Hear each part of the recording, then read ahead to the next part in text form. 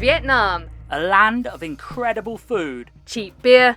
amazing views. And not forgetting, it was my home for 2 years.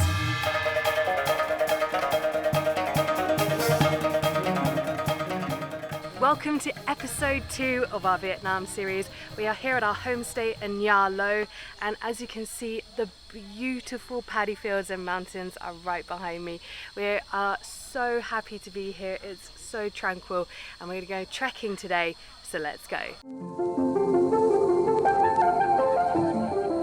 As Rianne said, this is episode 2 of our Vietnam vlogs, and you find us in Nghĩa Lộ. It's a town in Yên Bái Province, situated about 200 kilometers outside of the capital, Hanoi. And we start today's episode by showing off our fantastic homestay. We arrived late in episode 1, and this was the first morning that we had to enjoy the views and the amazing hospitality from our hosts. And that extended to our breakfast with a much needed cup of coffee.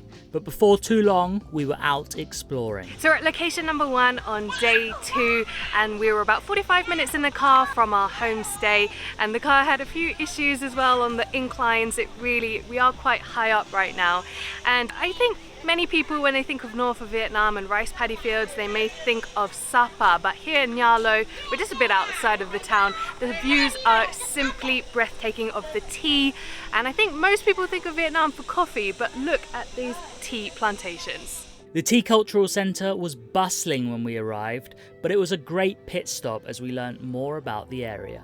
Our trusted guide Chung was on hand to pour out a much needed cuppa for us as we sat back and admired the stunning scenery. But it wasn't long before we were out and exploring Vietnam's tea culture. Now, you may or may not know, but tea has been enjoyed in Vietnam for thousands of years, and this Southeast Asian nation now is the 7th largest global producer of the commodity. So I know it's a stereotype as a Brit, but sometimes you can't get more British than this than coming to Asia and standing in the tea plantation, looking at the leaves, drinking the tea. So if you've ever gone to Cameron Highlands in Malaysia, you know that the tea trees or the tea plantations are usually quite short, but these trees are over 100 years old, and you can see just how massive the leaves are and the trees are as well.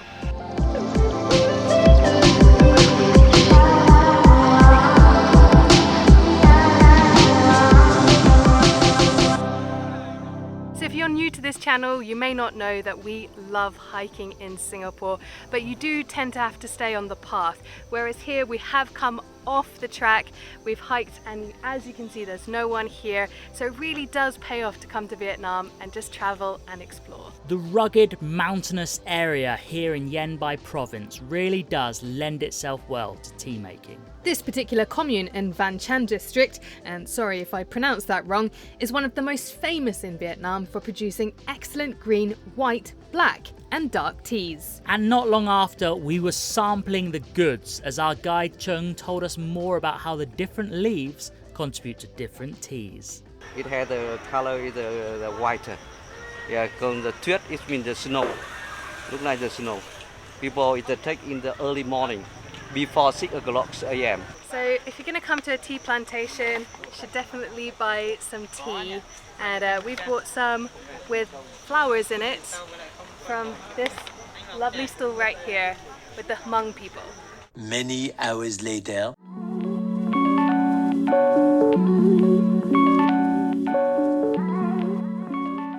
Now day 2 was a scorcher, and the heat nearly got the better of Sam and I. And after many hours of relaxing and sleeping at the homestay, we finally got out to explore the village of Nghĩa Lộ.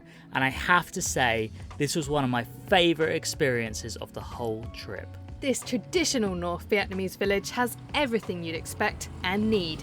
Lots of water buffalo roaming around, rice paddy fields, and friendly locals. It was amazing to take our time to walk around and take in the views. We had the whole evening ahead of us, and the night was still young. So after about 4 hours at our homestay, we are finally walking around, touring Nghĩa Lộ, the village, checking it out, seeing everything there is. We've seen lots of water buffalo, and it's really cool to walk around a traditional North Vietnamese village. It would be so tranquil and lovely, but they're just doing some digging, which is very traditional in Vietnam. everything is developing so quickly. But apart from that, there's really no one around, and enjoying the sounds of the water and the water buffalo as well.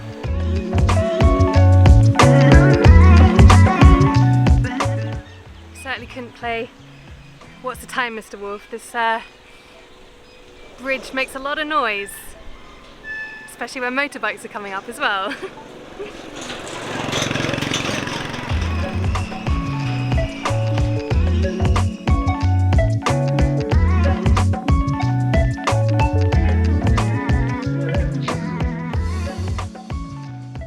So in this remote part of northwest Vietnam where we are at the moment, this is called the heartland of the Thai people because there's so many indigenous Thai people that moved here so long ago because they like the flats.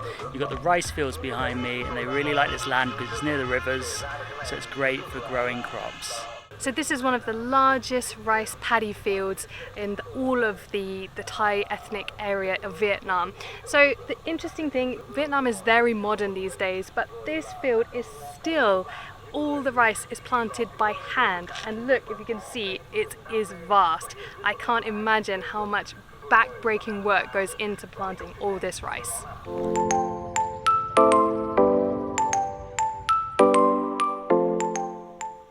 One word, and that is views. It really was a stunning area and we felt so privileged to be exploring it. But of course, there was one thing that was missing.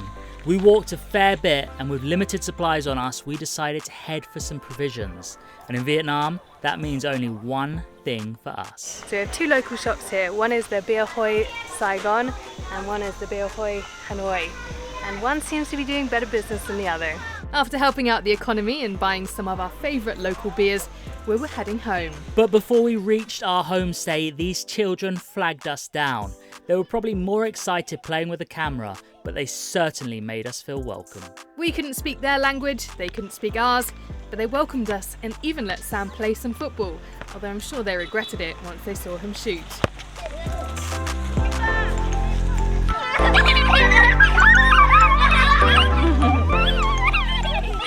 Their laughter was infectious, their playfulness was a delight, and they even let me practice my basic Vietnamese.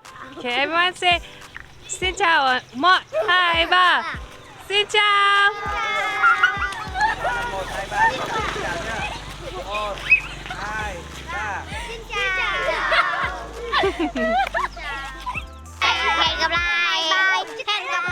After waving goodbye and saying Tam Biet as the sun set, we finally made our way back to the homestay. We really hope you've enjoyed this video. If you have, please do drop a like on it so more people get to see it. It really is one way of helping our small channel. We'll be back next week for episode 3, but for now, let's say cheers or chúc mừng, and we'll see you next Sunday in Mù Cang Chải. Chúc mừng. Chúc mừng. Chúc sức khỏe.